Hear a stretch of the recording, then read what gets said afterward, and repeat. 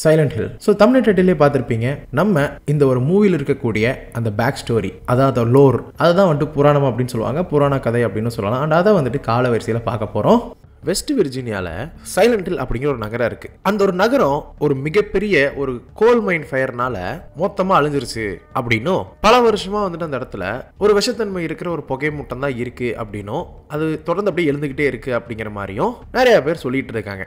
ஆனா உண்மையிலேயே இது எல்லாமே ஒரு மாயாஜாலம் அப்படின்னு தான் சொல்லணும். ஏன்னா அந்த ஒரு நகரம் எப்படிப்பட்ட ஒரு நகரம் தெரியுமா? ஒரு குழந்தையோட நகரம். அதுவும் அந்த குழந்தை ஆசையா உருவாக்குன ஒரு நகரம் கிடையாது. இல்ல அந்த குழந்தை ஆசையா அந்த நகரத்துல வாழ்ந்துட்டும் இல்ல. உண்மையாலுமே ஒரு குழந்தையோட வலி, அதோட சாபம், அதோட கோபம் இதெல்லாம் சேர்ந்து உருவான ஒரு நரக உலகம் தான் அந்த சைலண்ட் ஹில். கண்டிப்பா இந்த கேம் விளையாண்டவங்களுக்கும், அதாவது சைலண்ட் ஹில் கேம் விளையாண்டவங்களுக்கும், சைலண்ட் ஹில் மூவிஸ் பார்த்தவங்களுக்கும் இதை பத்தி தெரிஞ்சிருக்கும் தான். பட் இருந்தாலும் இந்த கதையை காலவரிசையோடவும் அதே சமயம் என்னென்ன முக்கியமான விஷயங்கள் இருக்கு அப்படிங்கறது எல்லாத்தையுமே ஒன்னா சேர்த்து இந்த வீடியோல நீங்க பார்க்க போறீங்க. அண்ட் அது மட்டும் இல்லாம கண்டிப்பா கேமோட காலவரிசையோட இந்த கதையை நான் சொல்ல கிடையாது. ஏன்னா படத்தோட காலவரிசையை சொல்றேன். 2 படங்கள் தான் இருக்கு. பட் ஆனா அந்த 2 படத்துக்குள்ள எவ்வளவு விஷயங்கள் இருக்கு அப்படிங்கறத நீங்க மொத்தமா கேளுங்க, உங்களுக்கே ஆச்சரியமா இருக்கும். அண்ட் அதே சமயம் வந்து கேமுக்கும் இதுக்கும் வந்துட்டு சிமிலரான கதைக்களங்களா இருந்தாலுமே ஒரு சில பேரோட அந்த கேரக்டர் பெர்ஸ்பெக்டிவ் இருக்கு இல்லையா, அது வந்து கொஞ்சம் வயலண்டாகவும், இதுல வந்துட்டு கொஞ்சம் வந்து அந்த வயலன்ஸ் வந்துட்டு கம்மியா இருக்கிற மாதிரி காட்டியிருப்பாங்க. அண்ட் சில இடங்கள்ல வந்துட்டு அவங்கள பாசமாக போர்ட்ரே பண்ணியிருப்பாங்க. அதுல ஒரு முக்கியமான ஒரு கேரக்டர் தான் தாலியா அப்படிங்கிற ஒருத்தங்க. ஓகேவா? இவங்க வந்து சைலண்ட் ஹில் கேம்ல மெயின் ஆன்டகனிஸ்டாவோ கல்ட்டோட லீடராவோ காட்டியிருப்பாங்க.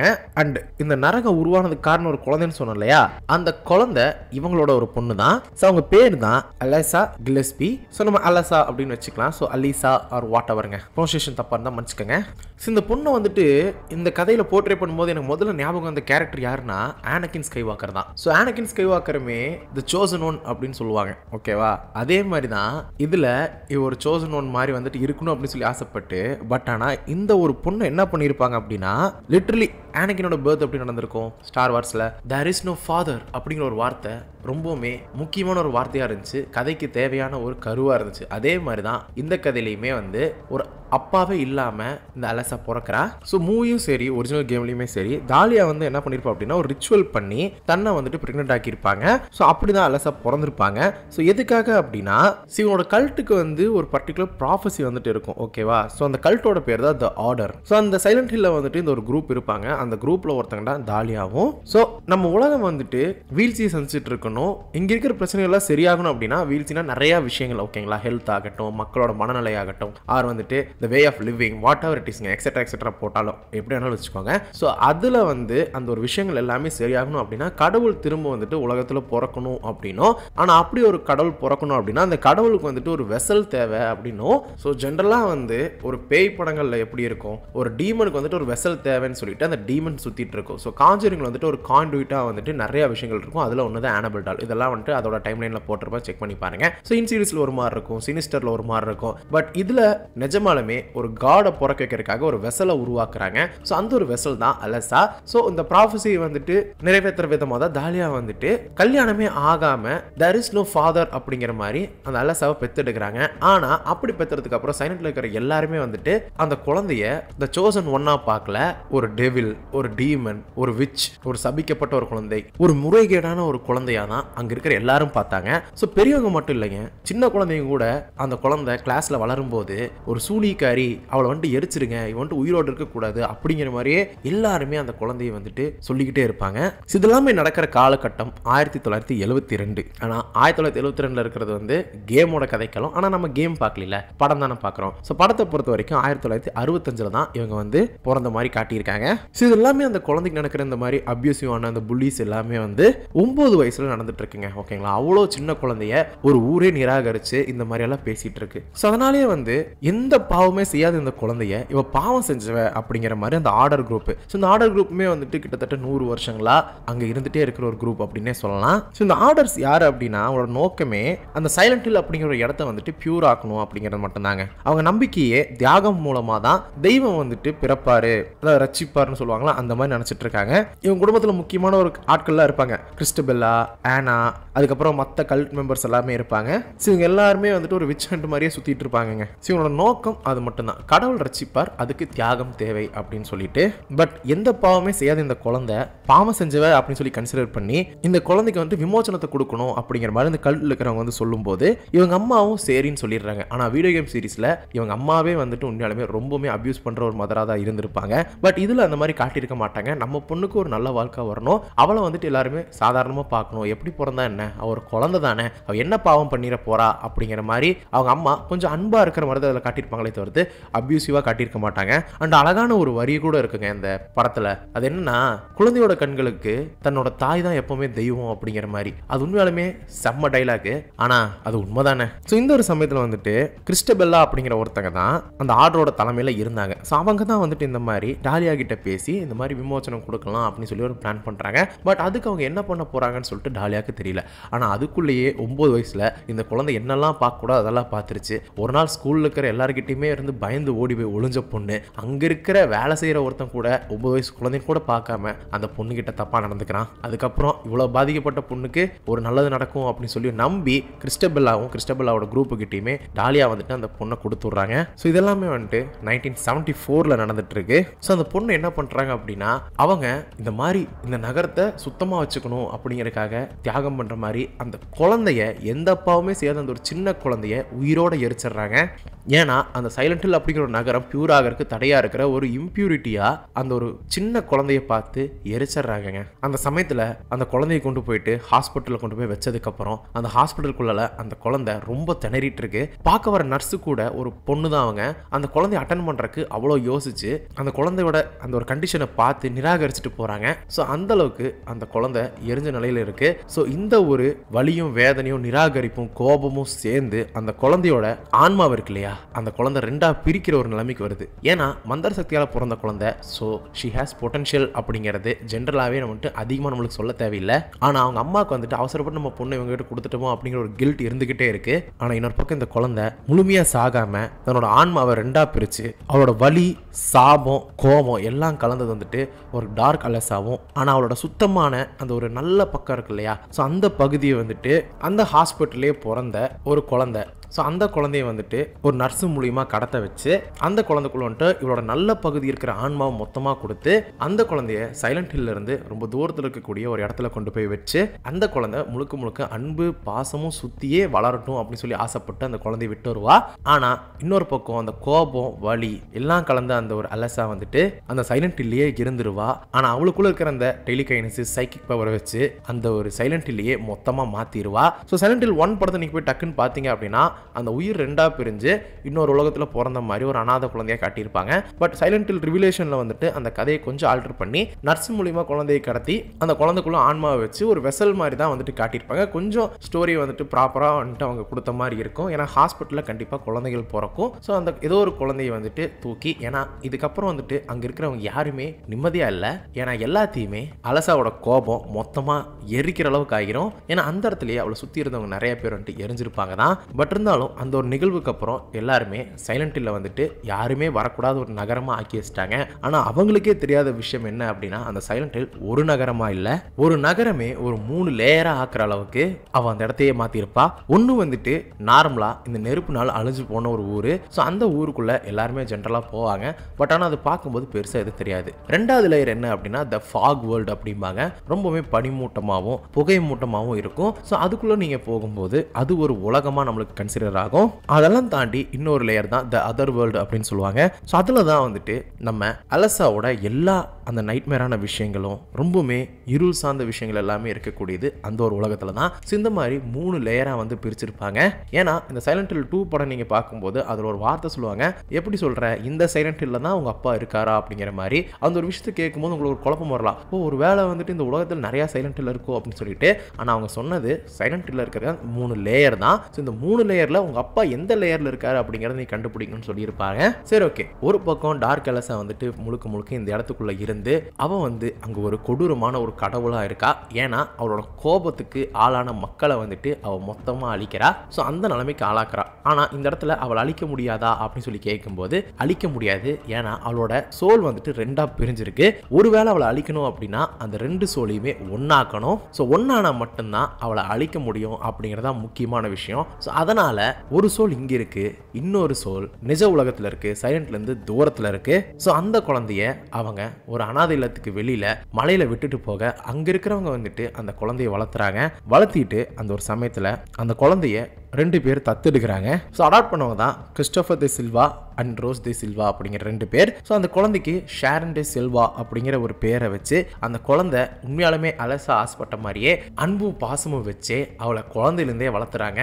இதெல்லாம் நடக்கிற ஒரு காலகட்டம் 1995 அப்படின்னு வச்சுக்கோங்க. ஏன்னா அப்பதான் வந்து அவங்க அடாப்ட் பண்ணியிருப்பாங்க அந்த குழந்தைய. அதுக்கப்புறம் இங்கே வந்து வளர்த்திட்டு இருப்பாங்க. ஸோ வளர்த்ததுக்கப்புறம் அந்த குழந்தையுமே வளருது. ஸோ 2006 அந்த குழந்தைக்கு 9 வயசும் ஆகுது. ஸோ 1974 என்னதான் அலசாக்கு அந்த விஷயம் நடந்தாலும் அதுக்கப்புறம் அந்த ஹாஸ்பிட்டல்ல இருந்த விஷயங்கள், அந்த நிராகரிப்பு, வலியும் வேதனையும் தான் அவளோட ஆன்மாவை ரெண்டா பிரிக்கிற அளவுக்கு ஆகி அவளை ஒரு வெறி பிடிச்ச ஒரு கடவுளா மாத்தி, பட் இருந்தாலும் இந்த பொண்ணு வளர்ன்னு சொல்லி ஆசைப்பட்டு இந்த குழந்தைய அங்க வந்து விட்டாலும் அந்த குழந்தைக்கு எப்படி அந்த 9 வயசுல அந்த பிரச்சனைகள் வந்துச்சோ அதே மாதிரி இந்த பொண்ணுக்கு 9 வயசு ஆகும்போது அவளுக்கு நிறைய கனவுகள் வருது. அது எல்லாமே கெட்ட கனவுகளை தாண்டி அவளை ஸ்லீப் வாக்கிங் பண்ற அளவுக்கு ஆக்குது. அதுல அவ அதிகமா கேட்கிற ஒரு நகரத்தோட பேர் என்ன அப்படின்னா தி சைலண்ட் ஹில். ஸோ அதை பத்தியே அவ கேட்கறா. ஸோ எந்த டாக்டர்ஸுமே வந்துட்டு இது ஏன் நடக்குது அப்படிங்கிற விஷயம் எல்லாம் தெரியாதனால அவங்க அம்மாவுக்கு ரொம்பவுமே வருத்தமா இருக்கு.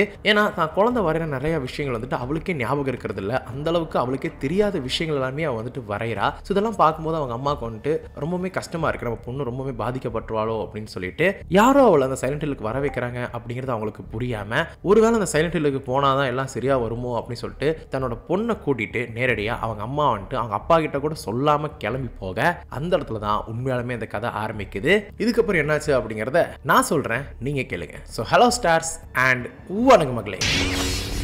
Welcome home.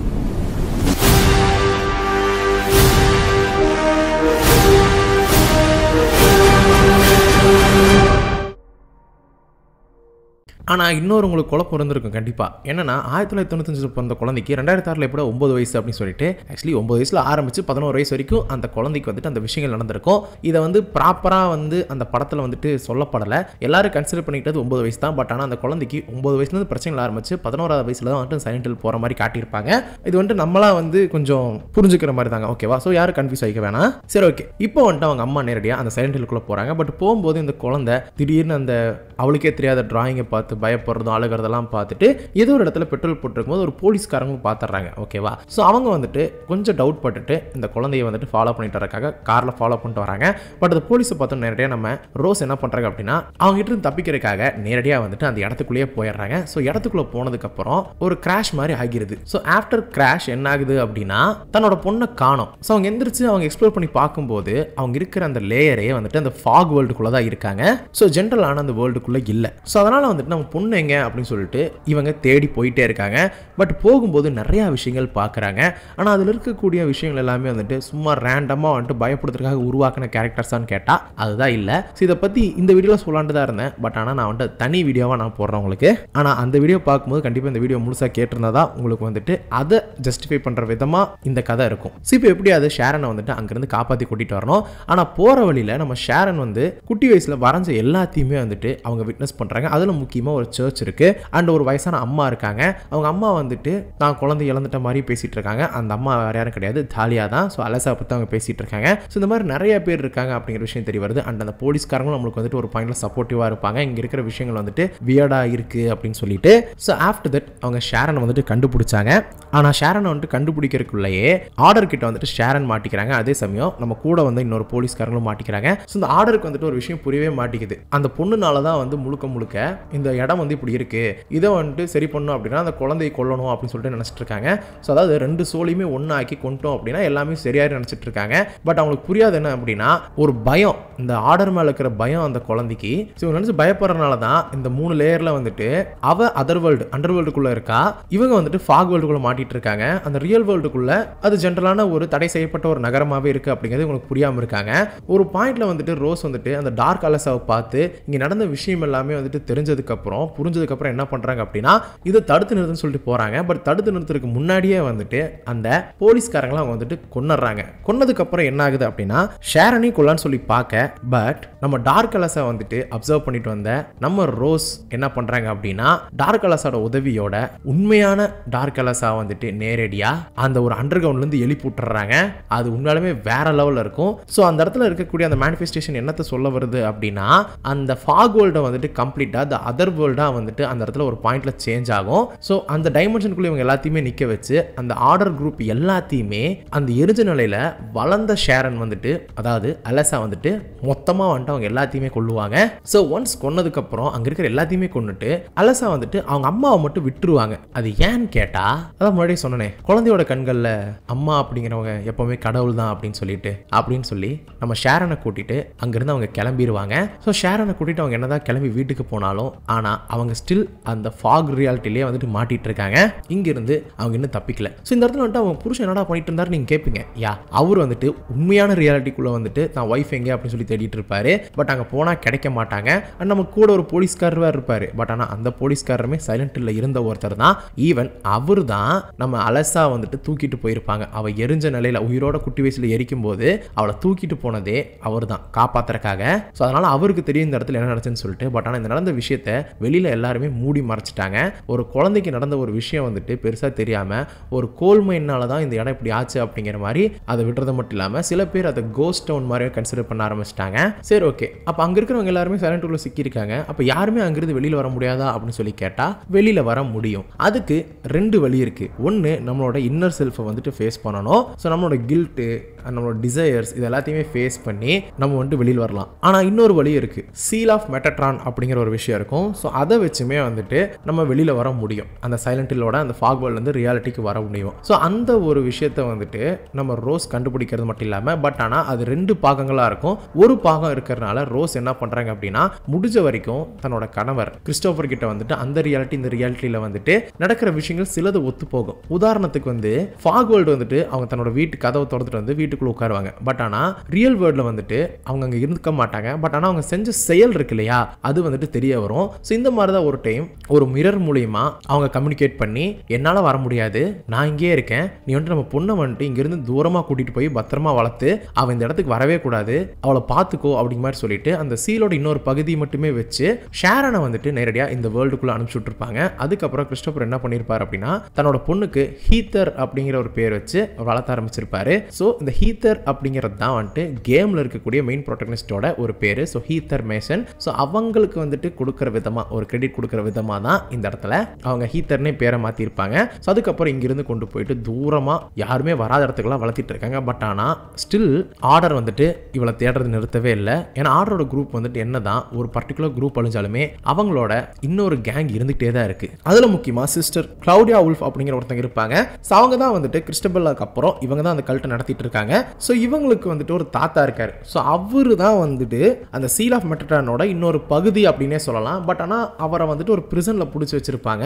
அண்ட் அதே சமயம் வந்துட்டு இங்க இருக்கிற யாராவது ஒருத்தவங்க வந்துட்டு சில சடங்குகள் பண்ணி ஒரு சில தியாகங்கள் பண்ணி சைலண்ட்ல இருந்து வெளியில வர வைக்க முடியும். அந்த மாதிரி ஒரு சில பேர்த்த அனுப்பிச்சு எப்படியாவது நம்ம அலசாவோட அந்த குட் சைடை பிடிச்சிட்டு வரக்கா பாக்குறாங்க, இல்லைன்னா அவளை கொல்றதுக்காக பாக்குறாங்க. ஏன்னா ஒருவேளை அவளை கொண்டுட்டோம் அப்படின்னா திரும்ப இந்த 2 சோலுமே வந்துட்டு ஒன்னாகாது. ஒருவேளை ஒன்னாயிருச்சு அப்படின்னா அவளோட சக்தி அதிகமாயிரும், அந்த டார்க் வேர்ல்டா ஆகிரும் அப்படின்னு சொல்லிட்டு அவங்களுக்கு தெரியும். இல்ல அப்படின்னா மொத்தமா அழிக்கணும் அப்படின்னாலுமே அவளை கொண்டு வர வச்சு அவங்க 2 ஆன்மா ஒன்னாக்கி நம்ம அலசாவை கொண்டுலாம் அப்படிங்கிறதா ஸ்டில் அவங்களோட ஒரு நோக்கமாவே இருக்கு. ஸோ அதனால அவங்களோட பையனையே அனுப்பிச்சுடுறாங்க. பட் ஆனா இது தெரியாம வந்துட்டு ஒரு பக்கத்துல ஹீத்தரா வளர்ந்துட்டு இருக்கிற நம்ம ஷேரன் என்ன பண்றாங்க அப்படின்னா அவங்க கூட ஃப்ரெண்ட் ஆகுறாங்க. ஸோ அது வேற யாரும் கிடையாதுங்க, நீ கேம் ஆஃப் த்ரோன்ஸ் பார்த்துருப்பீங்களே அவர் தான். பட் அவளுக்கு நிறைய விஷயங்கள் ஞாபகம் இல்லை. ஒன்ஸ் அந்த முதல் டைம் சைலண்ட்ல இருந்து வந்ததுக்கு அப்புறமே நிறைய விஷயங்கள் ஞாபகம் இல்லை. அம்மா வந்துட்டு இறந்துட்டாங்கன்னு நினைச்சு வாழ்ந்துட்டு இருப்பாங்க. இவன் அவங்க அப்பா வந்துட்டு ரேண்டமா ஒரு திருடன் வந்துட்டு கொண்டிருப்பாரு. பட் ஆனால் திருடன் கிடையாது, அந்த கல்ட் மெம்பர் தான்.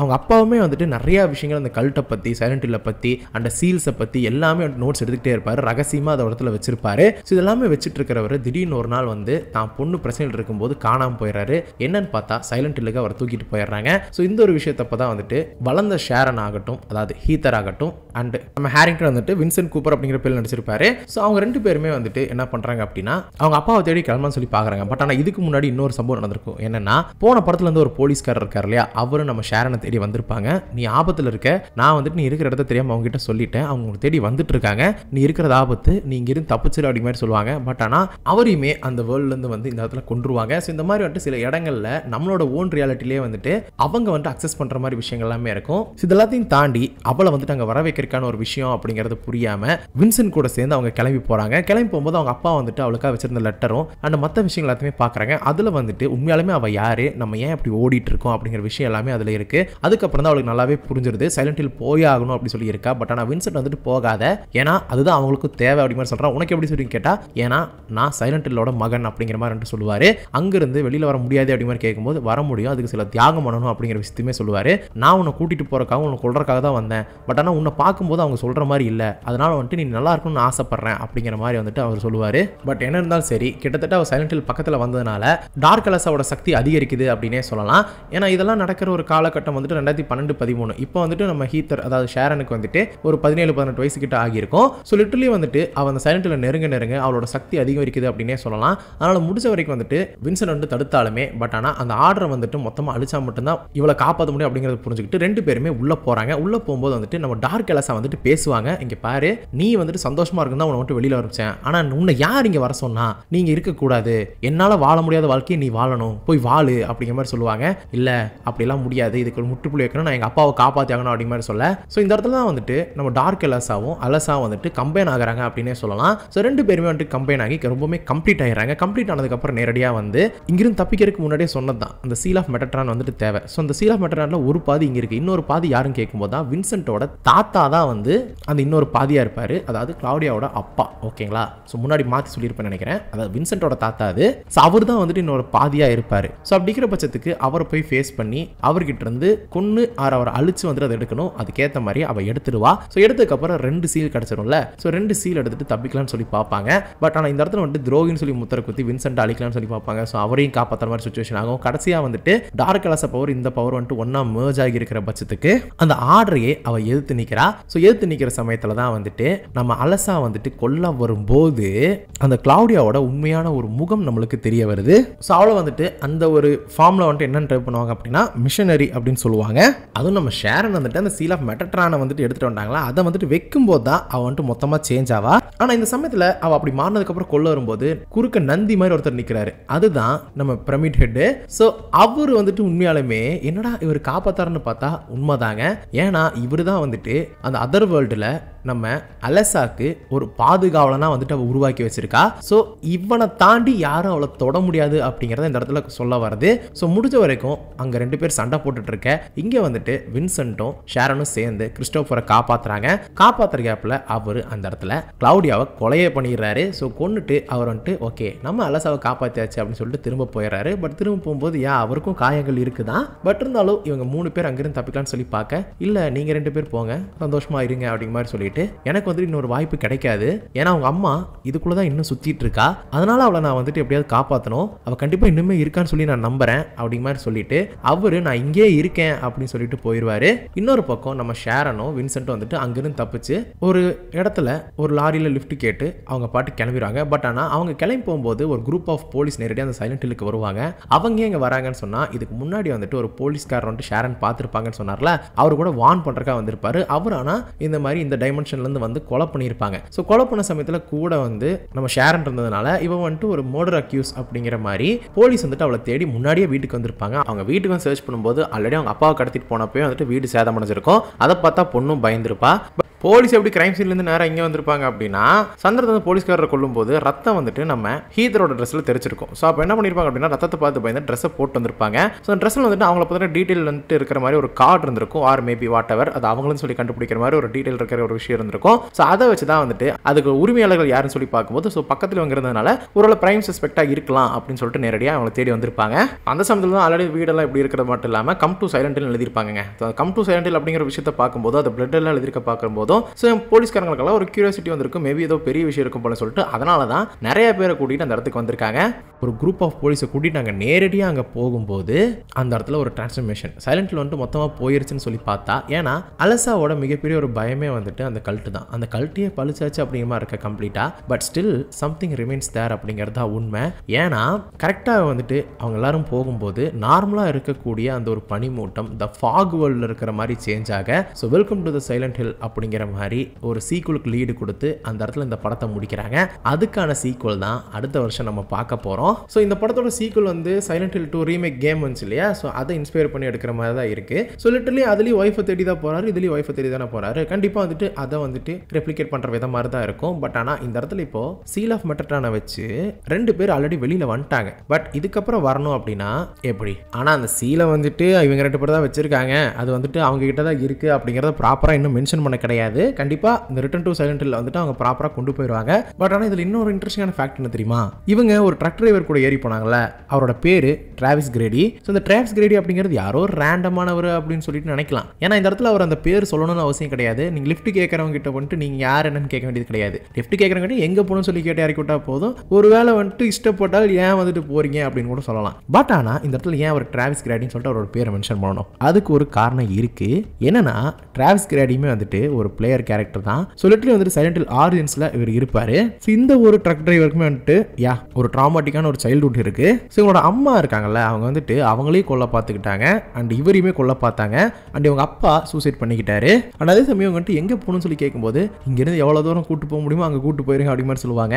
ஸோ அந்த கேமில் இருக்கிற கேரக்டர் வந்துட்டு ஒரு கேமியா மாதிரி கொடுத்துருப்பாங்க, ஒரு நல்ல கேரக்டர் தான். ஸோ இப்போ அந்த ஃபாக் ரியாலிட்டிக்குள்ள தான் வந்துட்டு நம்ம கிறிஸ்டோபர் இருக்காரு அண்ட் இங்கே இருக்கிற அந்த போலீஸ்காரங்க எல்லாமே மாட்டிட்டு இருக்காங்க. ஸோ எல்லாமே முடிஞ்சாலும் ஏன் வந்துட்டு அந்த இடத்துல ஸ்டில் ஃபாகியா இருக்கு, அந்த 3 லேயர்ஸ் இன்னுமே அப்போ கண்டினியூ ஆயிட்டு இருக்கா அப்படிங்கிறதுக்கு ஆமா அப்படிங்கிற மாதிரி ஒரு போஸ்ட் கிரெடிட் சீனுமே இருக்கு. ஸ்டில் அந்த அதர் வேர்ல்டுக்குள்ளார நம்ம பிரமிட் ஹெட் நடந்து போயிட்டு தான் இருக்காரு. ஸோ ஸ்டில் அங்கே இருக்கிற அந்த 3 லேயர் மாறல. அப்போ இவங்க 2 பேர் கம்பைன் ஆனதும் இது எல்லாமே வந்துட்டு எப்படி அவங்க கொண்டு போக போறாங்க. So lot more to tell அப்படிங்கிற மாதிரி இருக்குல்ல, ஏங்க இருக்கு. அண்ட் அதே சமயம் நம்மளுடைய சொன்னது தான் தனியாக ஒரு வீடியோ போடுறேன் அப்படின்னு சொல்லிட்டு. ஸோ இதில் இருக்கக்கூடிய அந்த கேரக்டர்ஸ் ஏன் வந்துட்டு அந்த ஒரு எனிமீஸ் எல்லாம் இந்த மாதிரி இருக்காங்க அப்படிங்கிறத ஜஸ்டிஃபை பண்ண விதம் நல்லா இருக்கும். அது வந்துட்டு சைலண்ட் ஹில்லோட ஃபேக்ட்ஸ் அப்படிங்கிற மாதிரி நான் ஒரு தனி வீடியோ போடுறேன். பட் இந்த வீடியோவை இவ்வளோ நேரம் உட்காந்து பார்த்துட்டு இருந்தவங்க எல்லாத்துக்குமே நன்றி. நான் இந்த கதையை வந்துட்டு முழுமையாக சொல்லியிருக்க மாட்டேன், முக்கியமான விஷயங்கள் மட்டும் தான் சொல்லியிருப்பேன். இதில் இந்த சீல் ஆஃப் சாமுவேல் அப்படிங்கிற மாதிரிலாம் சில விஷயங்கள் இருக்கும், அந்த கல்ட்டோட ஒரு சைன் மாதிரி. ஸோ நிறையா விஷயங்கள் வந்துட்டு இருக்குங்க. பட் அதெல்லாம் நம்மளுக்கு தேவையில்லை, அதை பற்றி பெருசாக ஸ்கோப் இல்லை. மேபி கேமில் இருக்கலாம், மூவிஸில் வந்துட்டு அது இல்லை. முழுக்க வந்துட்டு ஷேரனுக்கும் கல்ட்டுக்கும் நடக்கக்கூடிய அந்த ஒரு விஷயத்தில் எப்படி ஷேரன் தப்பிக்கிறாங்க அப்படிங்கிறத 2 படத்தோட விஷயமா இருக்கும். பட் 2 படத்துலையுமே வந்துட்டு அந்த பேக் ஸ்டோரி இன்னுமே கொஞ்சம் எவால்வ் பண்ணியிருப்பாங்க. ஸோ அதெல்லாமே நல்லா இருக்கும். பட் கல்ட் வந்துட்டு எப்படி ஒர்க் பண்ணுறாங்க அப்படிங்கிறதுமே இருக்கும். அண்ட் இன்னொரு பக்கம் இந்த கதையெல்லாம் கேட்டு முடிச்சதுக்கப்புறம் நம்மளுக்கு புரியுற ஒரே விஷயம் என்ன அப்படின்னா, அலெசா வந்துட்டு தீய சக்தி கிடையாது, அவள் ஒரு பாதிக்கப்பட்டவ. அவளோட வழி தான் வந்துட்டு அந்த மிருகங்கள், அந்த எனிமீஸ், அந்த மான்ஸ்டரா இருக்கிறதும் அண்ட் அவளோட கோபம் தான் அந்த ஒரு அதர் வேர்ல்டு அப்படிங்கிற அந்த உலகமாகவும், அவளோட அந்த ஒரு இன்னசென்ஸ் தான் ஷேரன் இல்லைனா ஹீத்தராகவும், அந்த ஆர்டரோட பாவம் தான் வந்துட்டு அலிசாவோட ட்ராமாவாக மாறி அதுதான் அந்த சைலண்ட் ஹில்லை வந்துட்டு ஒரு கொடூரமான ஒரு நகரமாக மாற்றிருக்கு அப்படிங்கிறத நம்மளுக்கு புரியுறது. ஸோ இதுதான் வந்துட்டு அந்த சைலண்ட் ஹில்லோட ஃபுல் டைம் லைன் அப்படின்னே சொல்லலாம். ஒரு குழந்தையோட ஒரு துயரம் ஒரு நகரத்தை ஒரு சாபமாக மாற்றிருச்சு. கண்டிப்பாக இந்த கதை உங்களுக்கு பிடிச்சிருக்குன்னு சொல்லி நம்புகிறேன். ஸோ பாவம் பண்ண போகிறா அப்படிங்கிற மாதிரி சொல்லி ஒரு குழந்தையை கொண்டு பாவத்தை பண்ணி அவன் அந்த பாவத்துக்கு தான் அவங்க அனுபவிச்சுட்டு இருக்காங்க. ஸோ டெக்னிக்கலி பார்த்தா நம்மளுக்கு எதிர் வர எனிமீஸ் எல்லாமே ஒரு குழந்தையோட ஒரு ட்ராமா, அந்த குழந்தைக்கு எதுவும் ஆயிடக்கூடாது அப்படின்னு சொல்லி தடுக்கிற விதமாக இருக்கக்கூடிய ஒரு ட்ராமா. பட் உண்மையானவங்க யாரு அப்படிங்கிறத நம்ம தான் தேடி அடிக்கணும் போல. ஆனால் உண்மையாலுமே இந்த கேமில் இந்த சைலண்ட் ஹில்குள்ளே போனோம் அப்படின்னா வெளியில் வரதுக்கு 2 வழி தான். முன்னாடியே சொன்ன மாதிரி ஒன்று அந்த சீல் ஆஃப் டெட்டடான், இன்னொன்று வந்துட்டு உங்களோட இன்னர் செல்ஃபை நீங்கள் ஃபேஸ் பண்ணி வெளியில் வரணும். அதனால தான் சைலண்ட் ஹில்ல எப்பவுமே வந்துட்டு நாமளே உணர்ற ஒரு சுச்சுவேஷன் இருக்கும். ஈவன் இந்த சைலண்ட் ஹில் எஃப்லையுமே அந்த ட்ரெய்லர்லாம் நீங்கள் பார்த்துருப்பீங்க, அந்த ஒரு சின்ன மெயின் ப்ரோட்டகனிஸ்ட் வந்துட்டு அவளோட இன்னொரு செல்ஃபியை வந்துட்டு பார்க்குற மாதிரி சுச்சுவேஷன் இருக்கும். So something they going to offer அப்படிங்கிறது நான் அந்த பட்டியலிட வீடியோலேயே சொல்லியிருப்பேன். ஸோ அதே தான் வந்துட்டு இங்கேயும் சொல்கிறேன். ஸோ பொறுத்திருந்து பார்க்கலாம் ரிட்டர்ன் டு சைலண்ட் ஹில் எப்படி இருக்க போகுது அண்ட் சைலண்ட் ஹில் எஃப் கேமும் எப்படி இருக்க போகுதுன்னு சொல்லி பார்க்கலாம். ஒருவேளை தேவைப்பட்டால் நான் சீக்கிரமே சைலண்ட் ஹில் கேமோட டைம்லைனும் போடுறேங்க. ஆனால் அது கொஞ்சம் டைம் ஆகும். ஏன்னா இதுக்கே எனக்கு வந்துட்டு 1 வீக் ஆயிடுச்சு. அது எனக்கு எப்படி தெரிஞ்சு கேம் கொஞ்சம் பெருசு தானே. ஸோ அதுக்கு 15 days மேலேயே ஆகலாம். சரி, ஓகே, அதை பொறுமையாக பார்க்கலாம். இப்போதைக்கு இந்த வீடியோ முடிச்சுக்கலாம். ஸோ மேலும் ஒரு புது வீடியோவில் பார்க்கும் வரை உங்களிடம் விடைபெறுவது உங்கள் ஸ்கிரிப்ட் தமிழ் ஷார்ட் ஆன் எசன்டஸ். அதோட ரொம்ப முக்கியமான விஷயம் என்னன்னா பேரடல் உங்களுக்கு துணையாக இருக்கும். May the force be with you.